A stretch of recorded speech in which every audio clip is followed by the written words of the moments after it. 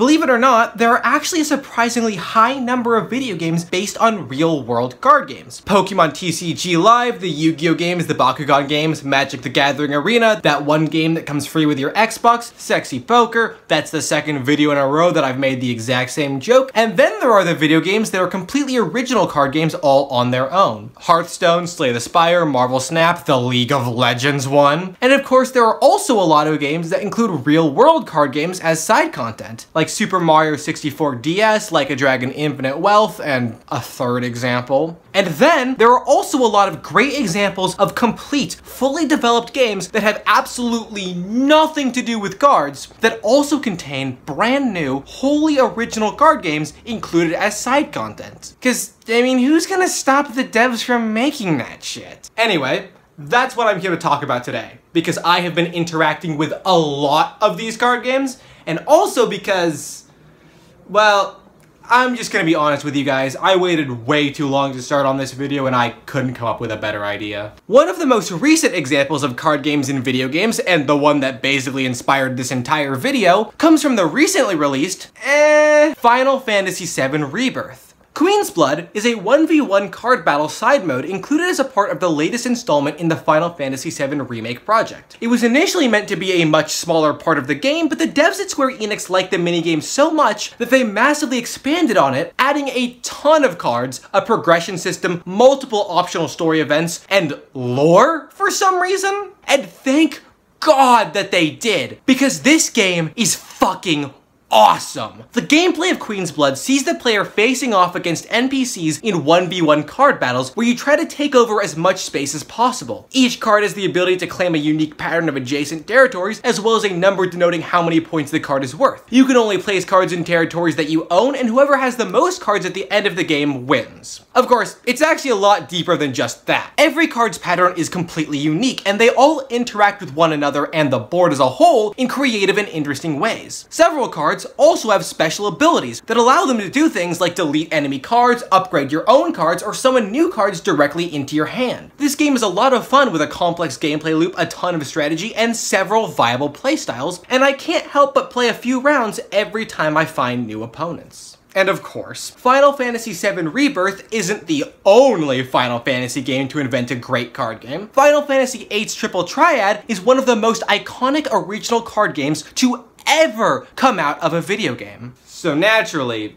I had to talk about it, even if I don't fully get how it works. Triple Triad takes place on a 3x3 game board, where the goal of the game is to have more cards on the board than your opponent. This is achieved by placing the strongest possible cards on the board, and then claiming your opponent's cards by placing a stronger card next to them and claiming that. The premise is ultimately very simple, but much like any good card game, the subtle nuances of the gameplay loop allow for a number of complex systems and strategies that take the game far beyond its relatively simple premise. And as a result, even if I don't fully get Triple Triad, it becomes very hard not to respect it. Shovel Knight King of Cards is the fourth full game to be included in the Shovel Knight Treasure Trove, and much like the name implies, it comes with a card game all its own, on top of the masterfully crafted Super Nintendo-inspired 2D platforming that make up all four of the games in the Treasure Trove. The goal of the Shovel Knight card game Joustus is to place your cards in a manner that allows you to claim the spots marked by these little green gems. And I mean, sure, you could just place your cards directly onto these spaces and claim them immediately, but that's also how you lose the game immediately. Joustus's core mechanic is the ability to push cards onto or off of specific spaces by placing certain cards next to them. You can push cards off of their current space or onto new ones. You can stop cards from being pushed by placing other cards behind them, or push multiple cards in a row with the right strategies. It's a fun enough distraction to completely overshadow the already incredible gameplay of Shovel Knight King of Cards, and it's also the main thing I remember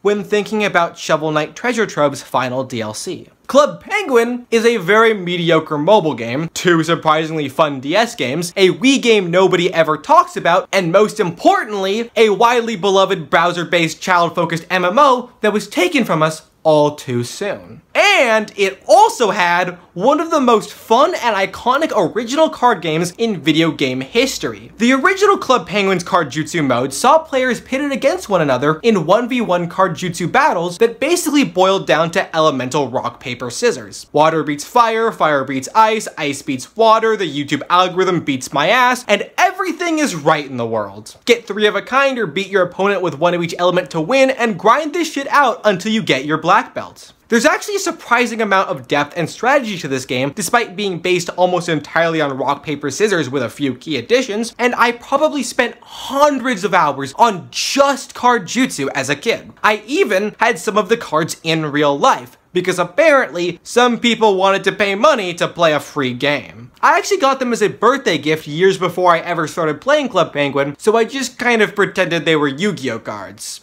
You're about to find out! I summon Blue Eyes White Dragon!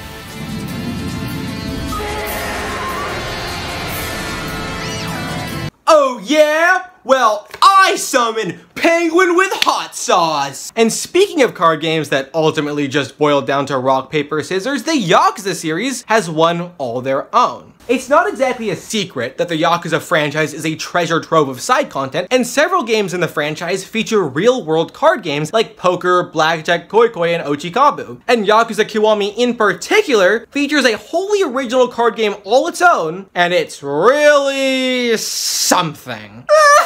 I wanna go home! MesuKing is a Yakuza regional card game that honestly has a lot more in common with rock, paper, scissors than it does with anything else. The game is heavily based on a Japanese exclusive arcade game about scanning trading cards to summon bugs and then making them fight other bugs. For those of you living in America in 2024 and not Japan in the early 2000s, it's kind of like those shitty Dave & Buster's arcade cabinets that poorly adapt home console games like Joustus and Minecraft Dungeons and then distribute physical cards to players to be scanned and used in future play sessions. The gameplay of MesuKing sees you pitting, bugs against one another in intense wrestling matches that are all ultimately decided by your ability to beat a computer at rock, paper, scissors. The cards primarily come into play as a map-wide collectible that can be found all over Yakuza Kiwami's primary location of Kamurocho, and each card you collect unlocks new abilities and playable characters. And for anyone wondering if the character designs ever get better,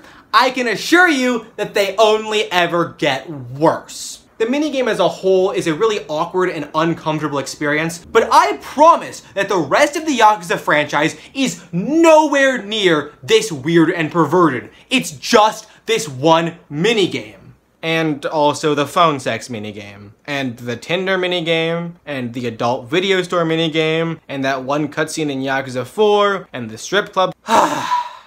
What the fuck is Yakuza even about, bro? Introduced in one of my all-time favorite Nintendo Switch games, and quickly becoming my all-time favorite card game in any video game ever, Splatoon 3's Tableturf Battle is another 1v1 card battler centered around claiming as much turf as possible. Similarly to Final Fantasy VII Rebirth's Queen's Blood, Tableturf sees players using a series of cards, each with their own unique pattern, to claim as much board space as possible. But unlike in Queen's Blood, the victories are determined not by the point values of individual cards, but rather by the sheer amount of board space that you have claimed. The boards in Tableturf are also quite large, with several different styles of board, and the patterns on the cards come in a wide variety of shapes and sizes, meaning that the players have a lot of turf to claim, and a lot of ways to claim that turf. Cards can only be placed on unclaimed squares adjacent to turf you've already claimed, and patterns aren't allowed to overlap with one another in any capacity. So the goal quickly becomes to claim as much turf as possible, while also blocking your opponent off from the turf you haven't claimed yet, and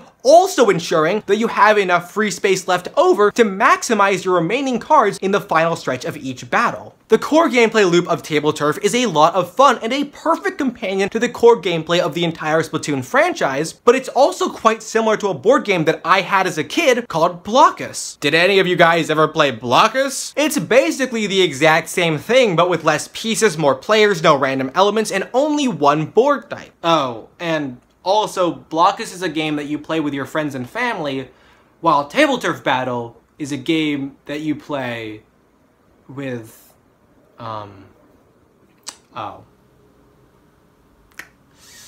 Never mind.